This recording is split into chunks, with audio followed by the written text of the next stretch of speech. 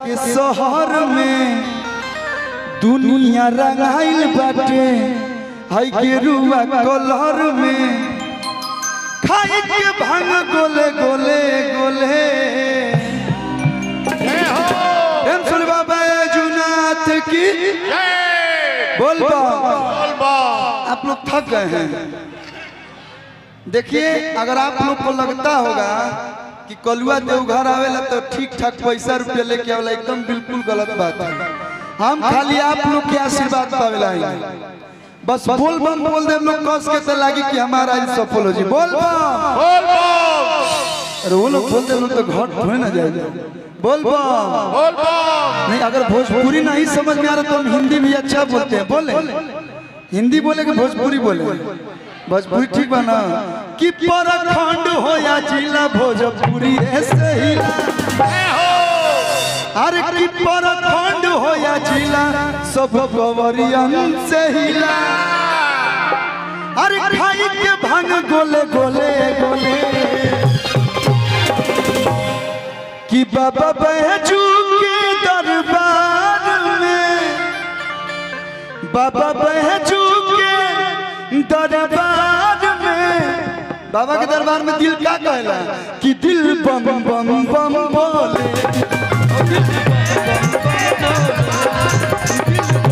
बम बोले, ओ दिल बम बम बम बोले। चला देवा घर में बाबा के शहर में दुनिया लड़ाई बाटे दुनिया कलार में खाना जब हम गोले गोले गोले कि महाकाल के दरबार में दिल बम बम बम बोले।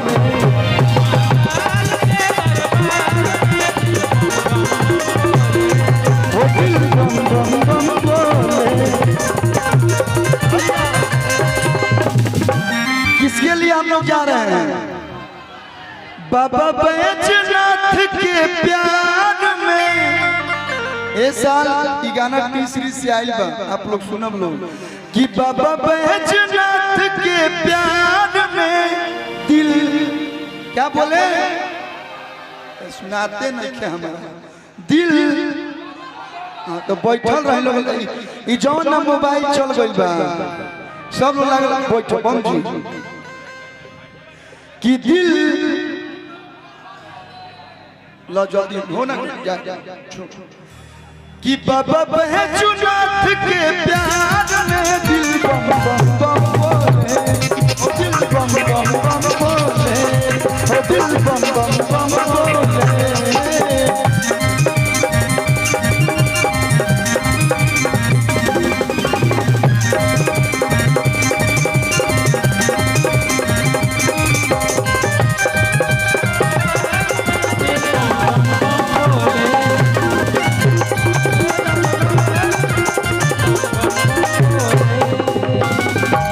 कोई नहीं है भैया, कोई नहीं है भोले बाबा के जैसा, खाली है झोली बरसता है पैसा। बाबा के खुश करे में ज्यादा पैसों रुपये की जरूरत नहीं है। गंगा जली अब बाबा पे चढ़ा दी, बाबा खुश हो जाए। कि कोई नहीं है मेरे भोले के जैसा, खाली है झोली बरसता है पैसा।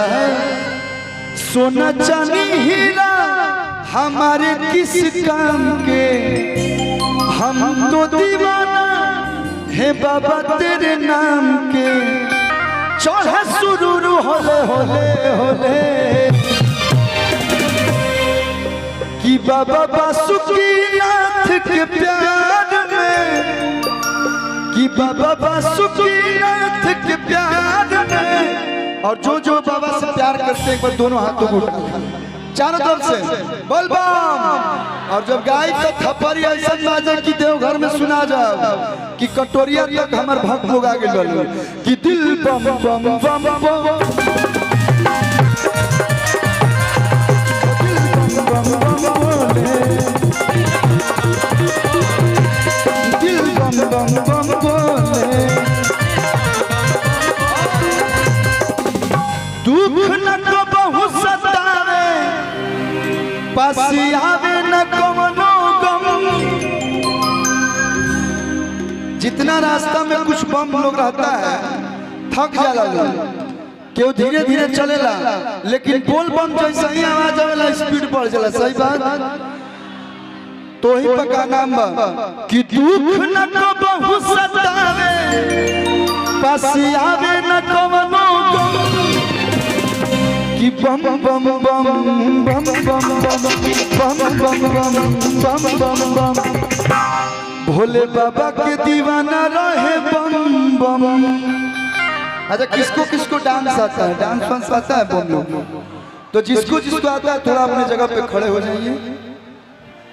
सबको डांसर है हका।